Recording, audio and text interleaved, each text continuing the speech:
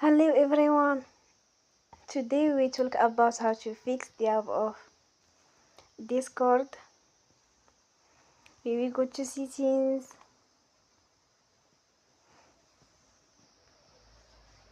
Then we click on apps.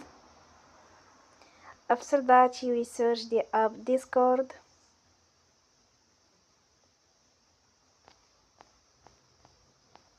And we click.